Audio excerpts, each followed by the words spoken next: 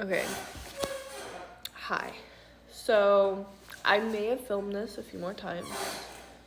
Uh, and I may be sitting in the squeaky chair. But that's fine. Everything's fine. I'm suffering from major allergies, but it's fine. Today, I'll be talking to you about the Iraq War. So basically, the Iraq War occurred from March of 2003 till December 2011. Now, this war started on March 17th when George W. Bush, who was the president of the United States at the time, was like, hey, yo, we should, send a military attack on Iraq. But then he was like, I'm gonna end diplomacy. And then he sent out this huge ultimatum to Saddam, giving him 48 hours to leave. It was crazy. But then, the United States, they led the invasion. They had the biggest army presence throughout the entire war with 150,000 deployed troops. Crazy, I know. But, other participants ignore the chair. Included the United Kingdom, Australia, Poland, who, Tony Blair led the United Kingdom, John Howard was the Prime Minister of Australia, and Alexander Kowalski was the leader of Poland. You get the point. But then them and this huge long list of other countries also participated. It was a big war. So things that caused this war were the 9/11 attacks, and people were rethinking security threats, and part of this was a response to that. And they had claims of weapons of mass destruction, and they were so obviously that's what started the whole thing. And what George W. Bush was doing was because they thought that Iraq had weapons of mass destruction. And they said that Iraq was part of the Axis of Power, and they didn't want to wait for inspectors to report whether or not this all was true. And so they vowed to end Saddam's ruling. They were but so basically, timeline. Okay, we're gonna go through the events. So May 1st, 2003, Bush declared the end of major combat in Iraq. It's over with. Okay, May 23rd of 2012.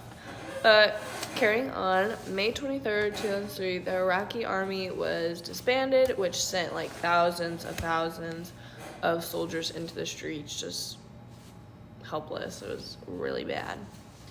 But then June 22nd, 2003, Saddam's sons get killed by U.S. troops, and that was crazy, because that was a huge blow that we did. I don't know.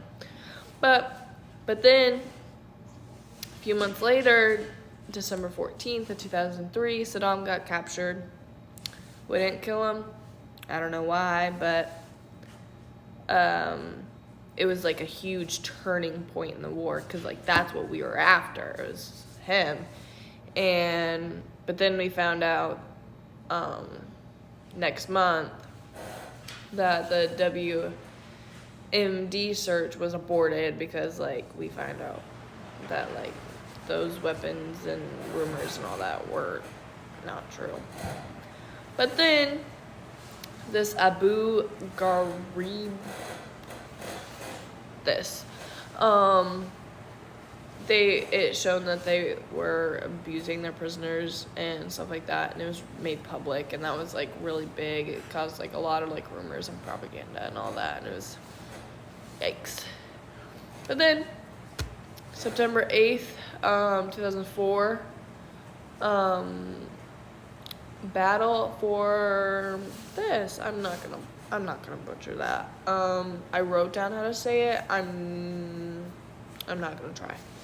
But basically, in that war, what makes it not a war, a battle. 38 U.S. troops died and like 1,200 insurgents were killed. It's like a lot of people, very bloody. But April 22nd of 2006, Maliki was named prime minister, so Saddam was replaced as Iraq's prime minister. But then, June 8th of 2006, the AQI leader was killed. And they thought, like, this would dampen, like, the insurgency, so, like, they would kind of, like, give up, and it'd be a lot easier on everyone, you know? But then, December 30th of 2006, Saddam was finally executed. I don't know why they waited. But he's finally executed. I don't know why they waited so long. Whatever. So moving on. One of the like military technology that they used was like water purifiers that they used. They became really small, so they were just like pin size, so like a straw basically, and it made it like water more accessible, and you know. But then they also, like, something really important that they used was these handheld little language translators, which gave real-time translation, so they could, like, it was really useful for soldiers and everyone to be able to translate languages as they move through countries a lot easier, because they can just easily translate it, you know.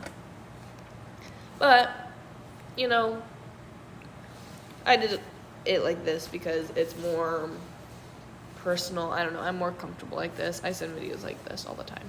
But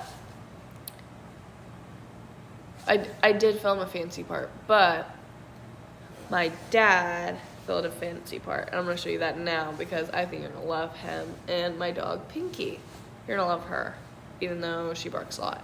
But it's okay. Okay, bye. Hope you enjoy. It is rolling. I'm Sierra's dad. Most of you guys know me as Sierra's dad. She asked me to help out a little bit here with this project here she's got. Some of the new technology we used in Iraq was the Strikers. It was a 16-ton, 32,000-pound vehicle. It was medium armor, so it was designed originally to get the troops in and out of battle quickly.